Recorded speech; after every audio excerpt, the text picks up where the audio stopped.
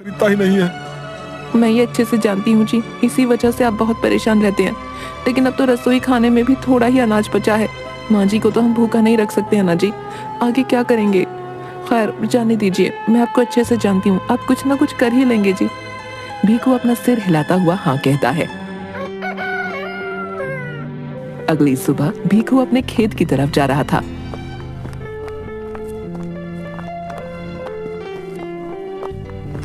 कि तभी उसे एक आवाज आती है जो कि भीखू का ही पड़ोसी होता है। उसका नाम जग्गी होता है, जो एक लालची और दूसरों से जलने वाला व्यक्ति था। अरे भीखू भैया, कहाँ जा रहे हो? लगता है अपने खेत की तरफ, अपनी फसलों को देखने जा रहे हो हैं? अरे भाई अब रहने भी दो, आखिर कब तक अपनी बोई फसलों की आस में रहोगे? अरे कई सालों से तो कुछ नहीं हो पा रहा तुम्हारी फसलों का, अब आगे भैया क्या ही होगा हैं? अरे जग्गी भैया, मैं तो पूरी मेहनत करता हूँ और आगे भी करता रहूंगा। मुझे पूरा यकीन है आज नहीं तो कल मेरी मेहनत जरूर रंग लाएगी। आखिर बेवकूफ को कोई कितना समझाए। हाँ ठीक है भाई, मैं भी देखूंगा आखिर वो दिन कितना जल्दी आएगा। भीखू उसकी ये बात सुनकर थोड़ा दुखी हो जाता है। इसके बाद भीखू अपने खेत पहुंचता है और अपनी कुदाल से थोड़ी सी जमीन खोदने लगता है। वहाँ कुछ बीज प्याज की फसल के बो देता है। मैंने प्याज के नए बीज बो दिए हैं, बस भगवान करे इस बार मेरी फसल अच्छी हो जाए। जिसके बाद भीखू अपने घर आता है। तभी उसकी बूढ़ी माँ भीखू से कहती है, अरे बेटा आ गया तू, काफी देर लगा दी बेटा तूने आने में। हाँ माँ, वो मैंने आज नई प्याज की फसल बोई है, इसलिए घर आने में थोड़ी देर हो गई। तुम बताओ तुम्हारे पैरों का दर्द कैसा है अब? बेटा दर्द तो ऐसा ही है, कल गांव के वैद्य जी के पास गई थी, उनके पास एक औषधि है, लेकिन मेरे पास तो पैसे ही नहीं थे, इसलिए उनसे लेने की हिम्मत नहीं हुई। अरे माँ तुम चिंता मत करो, मैं कल वैद्य जी से तुम्हारे लिए वो औषधि ले आऊंगा। अच्छा चल ठीक है, तू कह रहा है तो ले ही आएगा। जिसके बाद भीखू अपने कमरे में जाता है। मेरे पास तो 1 रुपया भी नहीं है, आखिर माँ के लिए वो औषधि कहाँ से लाऊंगा?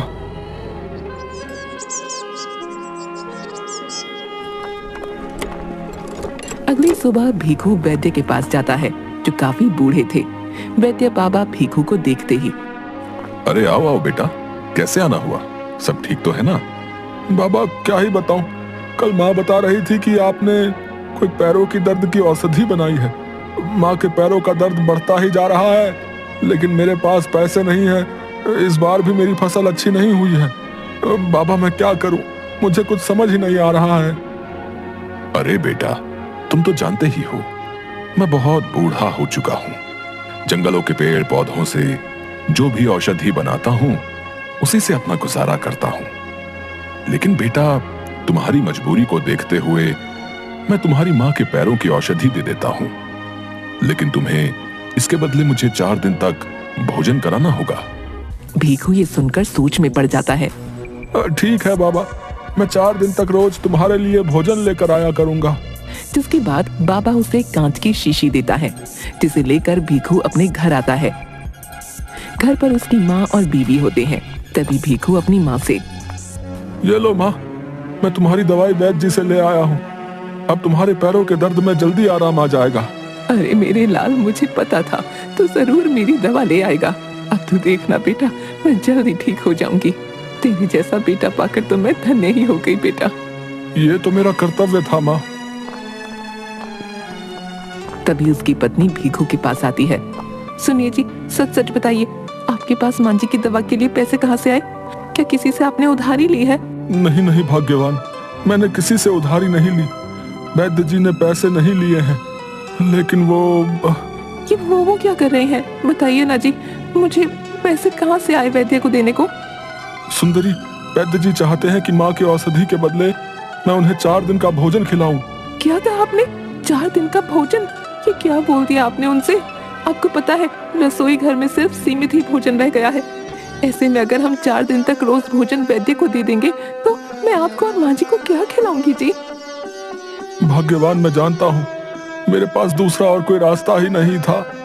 माँ के लिए वैद्य जी से वो औषधि लेनी बहुत जरूरी थी, इसलिए मैंने उनकी बात मान ली। जिसके बाद दोनों बहुत दुखी हो जाते हैं। शाम होती है। भीखू की पत्नी भीखू और उसकी माँ को भोजन देती है। भीखू की माँ भोजन खाने लगती हैं, लेकिन भीखू सिर्फ भोजन को देख रहा था। अरे क्या हुआ बेटा, तू भोजन क्यों नहीं खा रहा? अरे माँ, खा लूंगा, अभी थोड़ा मन नहीं है, आप खाइए ना। जिसके बाद भीखू की माँ अपने कमरे में चली जाती है और भीखू अपना भोजन लेकर बाबा के पास जाता है। बाबा, मैं आपके लिए भोजन लेके आया हूँ, खा लीजिए। जो भी मेरे घर में रूखा सूखा था मैं आपके लिए ले आया हूँ। अरे आ गए बेटा तुम, मैं तुम्हारा ही इंतजार कर रहा था। बहुत जोरों की भूख लगी है बेटा। जिसके बाद बाबा उसका भोजन खा लेता है। इसके बाद भोला रोज ऐसा ही करता, अपने हिस्से का भोजन वैद्य बाबा को दे देता।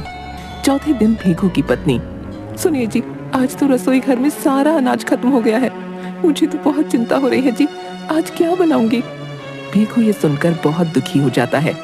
भीखू मन ही मन सोचने लगता है, आज कैसे बाबा को भोजन दूंगा? वो अपने खेत में जाता है और देखता है कि उसकी बोई प्याज की फसलों में से एक प्याज खिलाई है, जो देखने में बहुत सुंदर लग रही है। भीखू उसे तोड़कर अपने घर ले आता है।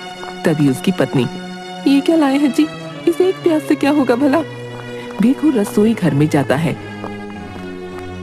और एक आटे के डिब्बे को खोलता है, जिसमें बहुत ही कम आटा था। तुम इस आटे की रोटी बना दो। क्या बोल रहे हैं जी, इस आटे की मुश्किल से एक, और वो भी बहुत ही छोटी रोटी बनेगी जी, इससे तो किसी का पेट नहीं भरेगा। तुम बनाओ तो सही, तुम इस आटे की छोटी ही सही लेकिन रोटी बना दो। जिसकी बात उसकी पत्नी उस थोड़े से आटे की एक छोटी सी रोटी बना देती है। उसे लेकर भीखू वैद्य के पास जाता है। ये लो बाबा, मैं भोजन ले आया हूँ, लेकिन आपसे माफी चाहता हूँ, आज मेरे घर पर आटा नहीं था। बस जो थोड़ा सा आटा बचा था उसी से मेरी पत्नी ने आपके लिए रोटी बना दी है, और साथ में मैं अपनी प्याज की बोई फसल में से सबसे पहले जो प्याज खिलाई थी वो ले आया हूँ।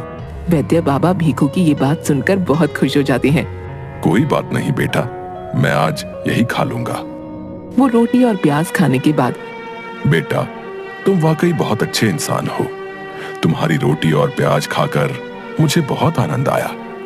तुम्हारी ईमानदारी और निष्ठा को देखते हुए मैं तुम्हें कुछ देना चाहता हूँ। तभी वैद्य बाबा अपने एक पिटारे में से एक सफेद रंग की पोटली निकालते हैं और भीखू को दे देते हैं। ये लो बेटा, ये औषधि मैंने बहुत मेहनत से बनाई है। ये बहुत चमत्कारी है। इसे तुम जिस भी चीज में डालोगे उसका स्वाद 10 गुना बढ़ जाएगा। जैसे तुमने मुझे भोजन खिलाया है, वैसे ही तुम हर भूखे इंसान को भोजन कराओ। तुम एक ढाबा खोलो, तुम जो भी खाने की चीज बनाओगे उसमें इसका इस्तेमाल करना। ये तुम्हारी कमाई का साधन भी बनेगा। जो तुम्हारा भोजन एक बार खा लेगा वो बार बार आएगा। इसके बाद बाबा जोर जोर से हंसने लगते हैं। बाबा की बात सुनकर भीखू भी खुश हो जाता है और बाबा से वो पोटली लेकर अपने घर जाता है। अरे आ गए आप, ये हाथ में क्या है आपके जी? भीखू अपनी पत्नी को सारी बात बताता है। ये क्या कह रहे हैं आप? क्या सच में ये चमत्कारी औषधि है? लेकिन जी हमारे पास तो इतने पैसे नहीं हैं, कहाँ से लाएंगे बनाने के लिए अनाज? हाँ भाग्यवान, यही तो अब मैं सोच रहा हूँ कि भोजन बनाने के लिए अनाज की तो आवश्यकता होगी, लेकिन कुछ समझ नहीं आ रहा है। तभी एक औरत भीखू के घर आती है। अरे सुंदरी भाभी, कहाँ हैं आप? अरे आइए आइए मीना भाभी, कैसे आना हुआ? अरे आपके लिए कच्चे चावल और दाल लेकर आई हूँ। इस बार हमारी फसल बहुत अच्छी हुई है। अब भीखू भाई का तो पूरे गांव में पता ही है, इनकी फसल कहाँ अच्छी हुई होगी, तो सोचा थोड़ा आपके घर ही दे देती हूँ। बहुत बहुत धन्यवाद मीना भाभी आपका, आपने हमारे बारे में इतना सोचा। अरे नहीं भाभी, आखिर आप इतनी अच्छी हैं, बस इसीलिए आ गई आपके पास लेकर। अच्छा सुंदरी भाभी, अब मैं चलती हूँ। जिसके बाद मीना अपने घर चली जाती है। ये देखिए जी, कितने सारे चावल और दाल है, अब हम इन्हें ही बनाएंगे। जिसके बाद भीखू और सुंदरी दोनों साथ में दाल और चावल बनाने लग जाते हैं। दाल चावल बन जाने के बाद, चलो सुंदरी, अब इसमें ये बाबा की चमत्कारी औषधि डालते हैं। हाँ जी, आप ही डालिए इसमें ये औषधि। भीखू दाल चावल में औषधि डालता है। दोनों दाल चावल लेकर अपने घर के बाहर एक एक लकड़ी की पटरी पर खड़े हो जाते हैं। तभी भीखू के पास गांव का एक युवक आता है। अरे ओ भीखू भैया, अब ये कौन सा नया काम खोल लिया है? दाल चावल का ढाबा? पर मुझे लगता नहीं है ये चलेगा भाई। अरे भाई एक बार खा करके तो देखिए। हम दोनों मियाँ बीबी ने बहुत मेहनत से बनाए हैं, उसके बाद बताइएगा। अच्छा अच्छा ठीक है, खा लेता हूँ तुम्हारे बने दाल चावल। ये बताओ कैसे दिए पहले? बस 10 रुपए की प्लेट है भाई। हाँ हाँ ठीक है, दे दो एक प्लेट। जिसके बाद भीखू की पत्नी उसे एक प्लेट दाल चावल देती है। वो युवक दाल चावल खाने लगता है। अरे भीखू भाई, ये तो बहुत स्वाद है। ऐसे दाल चावल तो मैंने कभी नहीं खाए। जरा एक प्लेट और लगा दो। भीखू और उसकी पत्नी बहुत खुश हो जाते हैं। ये सब जग्गी चुपके से देख रहा था। जग्गी को ये सब बिल्कुल भी पसंद नहीं आया। ओह, तो अब इस भीखू ने नया रास्ता खोज निकाला है। अब पूरे गांव में इसकी वाहवाही होने लगेगी। नहीं, मैं ऐसा नहीं होने दूंगा। मुझे कुछ करना होगा। वो भीखू के ढाबे के पास गया। अरे भीखू भाई, कैसे हो भाई? आज बड़े जोरों की भूख लगी है, जरा एक प्लेट दाल चावल तो लगा देना। अरे भाई अब तो दाल चावल खत्म हो गए, माफ करना भाई, अब तुम कल आना। अब ये भी कोई बात हुई भीखू भाई? इतने मन से आया था तुम्हारे ढाबे पर। खैर अब जाने दो, अच्छा चलता हूँ मैं। अच्छा रुको भाई, मैं अभी तुम्हारे लिए दाल चावल बना देता हूँ। हाँ ठीक है भाई, बना दो। तभी भीखू को थोड़ी दया आ गई। भीखू जग्गी के लिए दाल चावल बनाने लगा और देखते ही देखते भीखू अपनी उसी सफेद पोटली को निकालता है और उसमें से बाबा की दी औषधि उसमें डाल देता है। ये सब जग्गी बहुत ध्यान से देख रहा था। अच्छा, तो ये राज है इसके इतने स्वादिष्ट दाल चावल का। इसकी वजह से ही पूरे गांव में इसके दाल चावल इतने स्वादिष्ट होते हैं। तभी भीखू जग्गी को अपने बनाए दाल चावल देता है। ये लो भाई, खाओ मेरे दाल चावल। अच्छा ठीक है भाई, मजा आ गया, वाह तुम्हारे दाल चावल खाकर। अच्छा अब मैं चलता हूँ। थोड़ी देर बाद जग्गी फिर से वापस भीखू के ढाबे पर आता है और देखता है कि ढाबे पर कोई नहीं है। वो चुपके से सफेद पोटली उठा लेता है और अपने घर आ जाता है। अब ये हुई ना कुछ बात। अब मैं देखता हूँ कि उस भीखू के दाल चावल कैसे बिकते हैं। अब मैं अपना ढाबा खोलूंगा और खूब सारे पैसे कमाऊंगा। हाँ। उधर भीखू को पूरे ढाबे में जब कहीं वो चमत्कारी पोटली नहीं मिलती तो वो और उसकी पत्नी बहुत दुखी हो जाते हैं। अब हम क्या करेंगे जी? आखिर वो पोटली कौन ले जा सकता है? मुझे तो कुछ समझ नहीं आ रहा है, अब क्या होगा? भीखू उसी बाबा के पास जाता है। बाबा वो पोटली जो मुझे आपने दी थी वो किसी ने चोरी कर ली है। अब क्या होगा बाबा? अब कैसे मेरे हाथ के बने दाल चावल लोगों को पसंद आएंगे? बेटा तुम चिंता मत करो, जिसने भी वो पोटली चुराई होगी उस पर उस औषधि का उल्टा असर होगा। लेकिन बेटा तुम उदास क्यों होते हो? तुम जो बहुत मेहनत और लगन से दाल चावल बनाते थे, तभी सभी गांव वाले तुम्हारे बनाए दाल चावल इतना पसंद करते थे। हाँ, मेरी दी गई औषधि स्वाद को थोड़ा बढ़ा जरूर देती थी, लेकिन तुम्हारी सच्ची निष्ठा और लगन के आगे उसका इतना महत्व भी नहीं। तुम जाओ और फिर से अपने ढाबे पर जाकर उसी प्रेम और निष्ठा भाव से दाल चावल बनाओ। तुम देखना गांव वालों को तुम्हारे बने ये दाल चावल भी बहुत पसंद आएंगे। ठीक है बाबा, मैं चलता हूँ। जिसके बाद भीखू अपनी पत्नी के साथ फिर से दाल चावल बनाना शुरू कर देता है। उधर जग्गी भी अपना ढाबा खोलता है और खूब सारे दाल चावल बनाता है और उसमें वही औषधि मिलाता है। गांव का ही एक आदमी जग्गी की दुकान पर आता है। अरे भाई जरा एक प्लेट दाल चावल लगा दो। हाँ भाई अभी लगा देता हूँ। जैसे ही वो आदमी जग्गी के बनाए दाल चावल खाता है, उल्टियां करने लगता है। अरे ये क्या बकवास दाल चावल बनाए हैं? जब बनाने नहीं आते तो क्यों बेचते हो? अरे क्या हुआ भाई? क्या दाल चावल पसंद नहीं आए? पसंद आने की तो बात दूर है, इतने खराब तो मैंने कभी नहीं खाए। तुम ही खाओ अपने दाल चावल। जिसके बाद गुस्से में वो आदमी वहाँ से चला जाता है। आखिर अब ऐसे कैसे बने हैं? मैं ही खा के देखता हूँ। अरे इतने कड़वे बने हैं ये तो, इनसे तो मुझे भी उल्टी हो जाएगी। छी छी छी छी, हे भगवान, अब कौन मेरे इतने सारे बने दाल चावल खाएगा?